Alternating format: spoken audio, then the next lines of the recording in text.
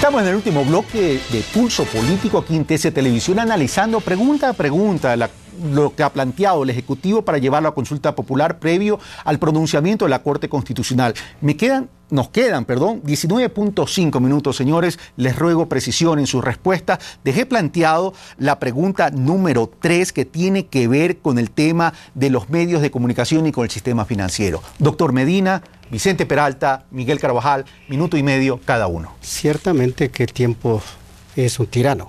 Definitivamente. Pero yo no puedo dejar de señalar que el listado de medidas precautelatorias en materia penal está ya legislado en el Código de Procedimiento Penal, artículo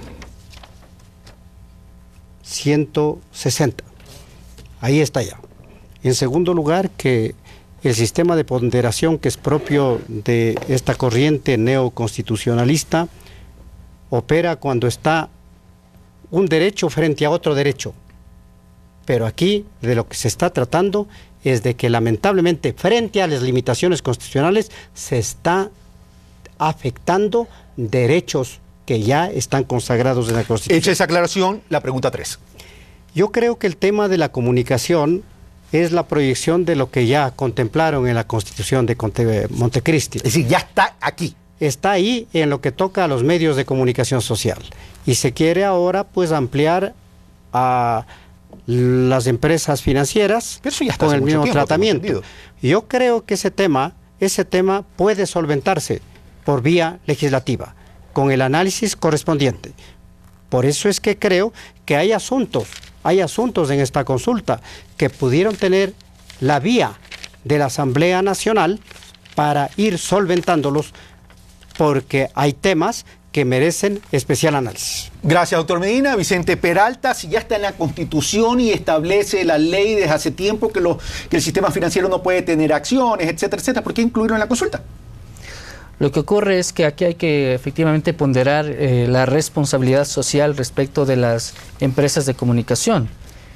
Las empresas de comunicación no solo tienen la finalidad de trasladar una información tal o cual, sino que va generando definitivamente esos criterios sociales, esa opinión pública, ¿no? De tal manera de que lo que se trata es que para evitar esos conflictos de intereses, ¿no? No sé si ustedes recuerdan, hace algunos años hubo un deleznable conflicto de intereses entre dos canales de televisión por unas empresas asociadas, de tal manera que eso es lo que se trata de precautelar, que la comunicación como responsabilidad social no esté influenciada por otros intereses que no sean precisamente la libertad de expresión, la participación democrática y la formación de ese criterio ciudadano público respecto de los temas de interés público. Pero si la Carta Interamericana de Derechos Humanos ya establece la normativa para la libertad de expresión y pensamiento y el tema de la responsabilidad ulterior, ¿por qué necesitar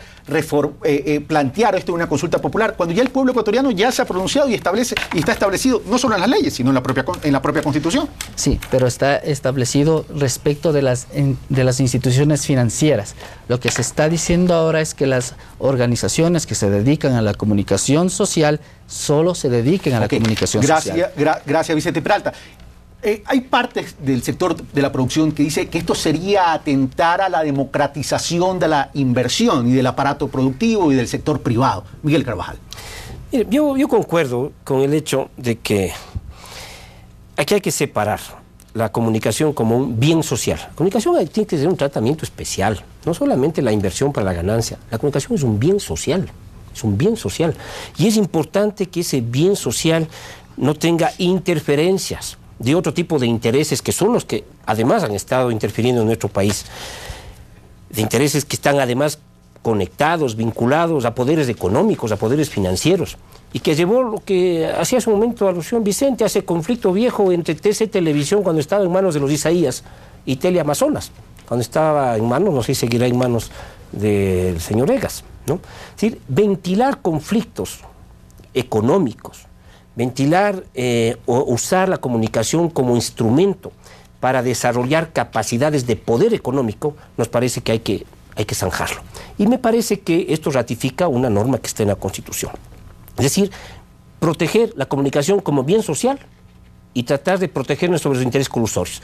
Pero yo creo además que esto está vinculado con partes que no vamos a poder tratar de la consulta, sobre la regulación que debe haber en algunos temas de los medios de comunicación, aquellos casos que generan violencia, pero creo que hay que mirarle así en paquete, en global. Okay, sí, perfecto, pero esa regulación ya establece la Carta de Derechos Interamericanos y además es parte de un acuerdo ético político de la propia Asamblea Nacional el año hace casi ya 2 años. Sí, pero por ejemplo, ¿tú crees que ha habido algún tipo de sanciones a quienes dentro del acuerdo ético político, ¿sí?, han generado acciones que violentan ese acuerdo? ¿Qué sanciones ha habido? Ninguna. Pero es cuestión de hacer la ley. El problema es que no se ha hecho la ley. Sí. Ahora, volvamos a la pregunta 4, señores, porque me pasa el tiempo y gracias por hacer la aclaración que el tiempo es tirano. Pero permíteme solo una aclaración de refilón, ¿sí? A nosotros se nos ha acusado de ser garantistas extremos en la Constitución, ¿sí? Y ahora se nos acusa de procurar afectaciones a las garantías. Entonces, creo que esto es interesante porque va colocando en la discusión, ¿no es cierto? Es como cuando nos reina del camino. Ok, vamos a la pregunta 4. Pregunta 4, y volvemos al tema de la justicia, con la finalidad de superar la crisis de la función judicial, ojalá que algún día lo podamos hacer. ¿Está usted de acuerdo en sustituir el Pleno del Consejo de Judicatura por una comisión técnica compuesta por 3 delegados designados? Ejecutivo, lo voy a resumir, Asamblea Nacional, Legislativo y uno por la función de Transparencia y Control Social, para que durante un periodo de 18 meses asuma todas y cada una de las funciones del Consejo de la Judicatura y pueda reestructurar el sistema judicial enmendando la Constitución como lo establece el anexo 4. Anexo 4. Sustitúyase el artículo 20 del régimen de transición por el siguiente. Artículo 20. Se disuelve el actual pleno del Consejo de la Judicatura. En su reemplazo se crea una comisión técnica de transición conformada por 3 delegados designados. 1 por el presidente de la República, 1 por la Asamblea Nacional y 1 por la función de Transparencia y Control Social, y tendrá todas las facultades del Consejo de la Judicatura, incluidas las que otorgaban el nuevo Consejo de la Judicatura las disposiciones transitorias del Código Orgánico de la Función Judicial. El nuevo pleno del Consejo deberá ser designado conforme al procedimiento establecido en el artículo 179 de la Constitución enmendada, luego de 18 meses contados a partir de la conformación de esta Comisión Técnica de Transición. Doctor Medina. Creo que es necesario volver al marco referencial del artículo 441 de la Constitución y a la limitación que se refiere que no se puede presentar enmiendas que afecten al carácter y elementos del Estado. En este caso, ¿la afectación en qué consiste? La función judicial es elemento fundamental del Estado. Es un poder autónomo independiente. Con la circunstancia de que es un poder cuya independencia está expresamente prevista en la Constitución. Lea usted el artículo 168, numeral 1 del Estatuto Constitucional, que establece que entre los principios fundamentales de la función judicial, la independencia interna y externa de la función judicial. Artículo 168, numeral 1. Los órganos de la función judicial gozarán de independencia interna y externa. Toda violación a este principio conllevará responsabilidad administrativa y civil, penal, de acuerdo con la ley. Advierta usted que esa misma disposición no se replica en refiriéndose a otras funciones del Estado.